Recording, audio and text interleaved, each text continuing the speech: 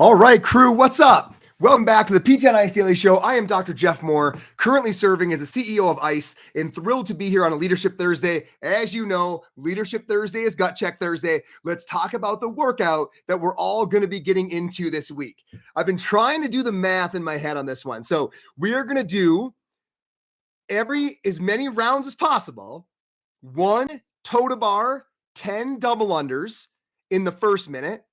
And then every minute, you're going to go up by a toe to bar and you're going to go up by 10 double unders. So per usual with these kind of death by workouts, it starts real casual and it gets real fiery real quick. You got to think about, you start getting into round 5, minute 5 and 6. I mean, you're banging out 50, 60 double unders, right? Shoulders are already tired from a small set of toes to bar, but still not negligible. Let's see how far we can get. Alan put in the caption, 6 to 8 round goal. That 8 sounds real lofty. I have a hard time seeing myself banging out 60, 70, and then going towards that round of 80 double unders. But he threw the gauntlet out there. It's there. We've got something to shoot for. Make sure you tag us. We love looking at all of those videos and stories, and we love sending out the Ask a Doctor t-shirt to one lucky winner who submits an IG story. Okay, it's Leadership Thursday. Let's talk about why high risk equals high retention. Let's start the episode out by stating 2 facts. They're very important to bring some gravity into the conversation.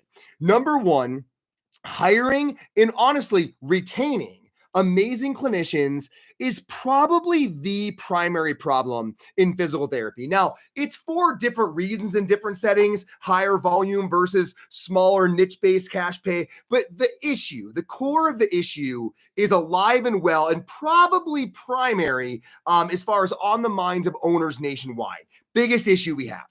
Number 2, people stay somewhere for a very simple reason, and we can't fault them for this. It is the best of all of their alternatives. Common sense. You would do it. I would do it, right? Any clinician is saying to themselves on any given day, is this my best circumstance to leverage my skills, to build my future? Is this the best of all of my alternatives?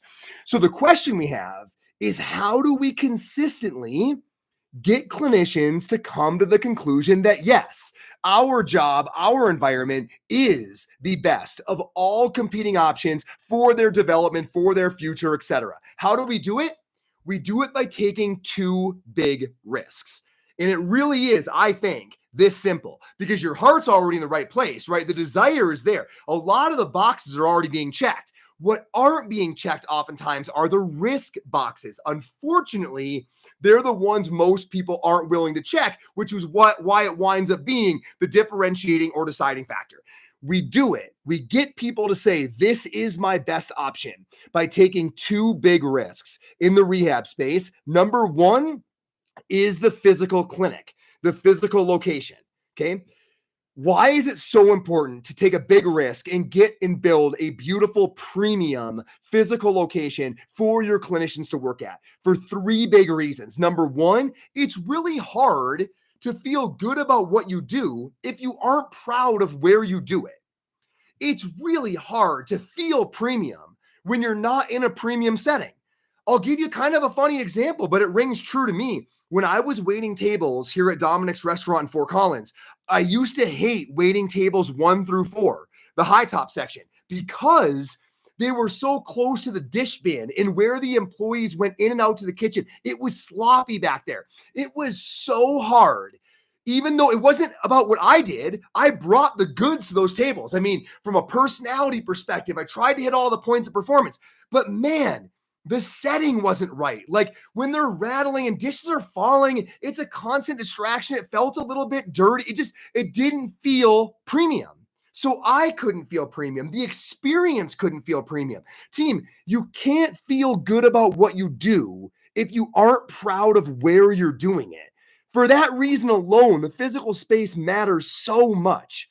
Number 2, when you go big on a physical space, and by go big, I mean you have an unaffiliated standalone clinic, it's yours and your team's, right? When you go that direction, you have such a broad reach into the fitness population because you can go into every fitness community And all of those coaches are going to be thrilled to send their clients to you so you can patch them up. You can manage their symptoms so they can go back and maximize their fitness back in their fitness community. But if you're affiliated with a fitness community, it's going to be quite a reach. Certainly, I wouldn't do it if I was the owner of another gym. Send my injured athletes to your clinic when I know I'm sending them directly to my competition. You know how much competition there is between fitness communities, et cetera. If you're the owner of a business, it's just not good business to send your clientele to a competing business to spend a lot of time and form relationships. And so as a clinician in that environment, if you have a standalone autonomous practice, you have reach into every single fitness community because everybody's comfortable sending you their people. Speaking of coaches, you can do coaches workshops and all the coaches can feel comfortable coming to your spot because you have chosen to stand neutral ground to serve everybody. As a clinician or employee, that simply broadens your chance for success because you now have access of the entire market, not only a perspective, patients or athletes, but also of coaches for all of that culture and relationship building. So when you go big on your space, it allows that outreach to be so much more effective. Number 3, when the space is premium and private and autonomous, you can reach a much broader breadth of patients, right? More patient presentations. People that are having like pelvic floor issues or things that are a bit more private, they want to be in a secluded, private, premium area where there's a cap on the ceiling, right? And the acoustics are managed, and it feels like it's somewhere they're comfortable sharing things that they don't want a bunch of people to hear or know they're there for, etc. So again, that premium physical space allows you to cultivate an experience that you can feel really good about because the environment reflects all the other components that you're trying to bring to that interaction with that patient. Number 2, it broadens your outreach. So it maximizes opportunities, right? As an employee, that's what you're thinking about. Can I grow my practice within a practice? Well, how many people can I reach? Right? When you're standalone, unaffiliated, you're going to be able to reach every coach and every athlete in every single community in your greater metropolitan area. And number 3, the privacy allows you to serve everybody, even folks that aren't super comfortable about needing care for what they need it for. That privacy allows you to ameliorate that and have a really classy situation where they can feel comfortable. So that space just does so much, but we know it's expensive to go out and spend $3,000, $4,000 on each space you have around that town. It increases risk. I know that. But that's why it separates your opportunity from everything else. Number 2, of course, is pay. You've got your 2 big risks are physical space and pay. When we talk about pay, I'm just going to tell you 2 conclusions that over the many years of being in the rehab space, I have undoubtedly come to. Clinicians are not going to do well long-term off less than $100,000 per year or off seeing more than 25 patients a week. I've seen enough careers play out.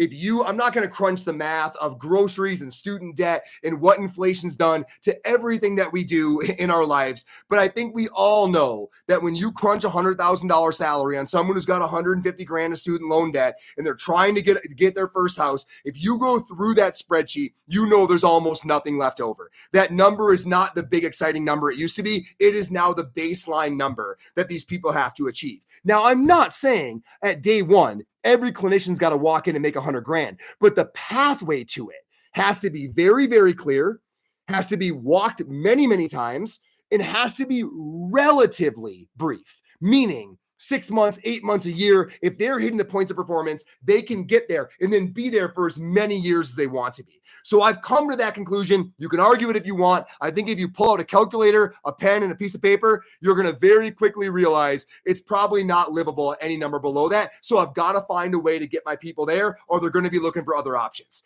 Okay, well, if that's true, then the math solves the problem for us. We can just reverse engineer it. $175 sessions. If someone's doing 25 of those a week, 48 weeks out of the year, right? All the holidays off and 2 weeks of vacation, they're going to make 105 grand if they get paid 50% of every visit.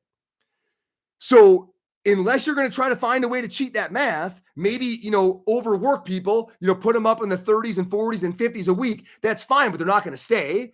Maybe underpay people, right? And try to match that with volume. You can try to work the equation any way you want. What I'm trying to tell you is that 25 patients a week is the sweet spot. To get there, you got to charge 175 and give them 50%. And so those numbers result, if you take both of those risks, the physical space and the pay, people are going to wind up looking around saying two things. Number one, I love working here. What a badass place. I have everything I need. I can go shop to every single potential customer. Everyone who comes in can feel comfortable regardless of their condition. I love where I work.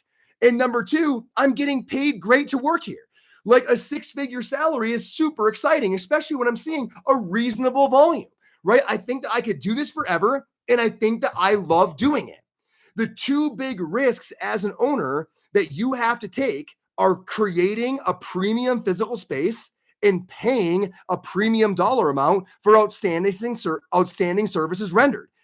Those are the two big risks. If you take them, employees will every day come to the conclusion I just spoke of. If you fail to take those risks, the employee is going to look around and say, I could easily do this by myself. Right? If you're throwing up a table in the back of a gym and you're not paying rent, that's great for your overhead. But the employee is going to look at it and say, well, I could do that. Especially if you're not paying a premium, you're paying 40% or lower. They're definitely going to run the numbers and say, well, I could do this and I could certainly make a lot more. This doesn't make sense. Here's the rub, and hear this clearly. If you're making it easy for you to create, you're making it easy for them to replicate. And that's the retention problem that we have nationwide. We don't see owners betting on themselves and betting on their ability to build a team and creating those premium spaces where people do feel proud to be there. They can service a huge market and they can service everywhere. On top of that, we don't see owners betting on their people and paying a premium, i.e. what we believe to be the right number of 50% of around 25 patients a week at 175. The numbers work out for them to make a livable salary. If you put those two things together, they're going to say, I love being here. I would never want to take out a big loan and have to create this for myself. I'm so thankful to work here and I get to service everybody and my pay is awesome. I am going nowhere. You don't get retention without risk, and there's no cheating the system. Give it some thought, team. I'll see you here next week. Cheers.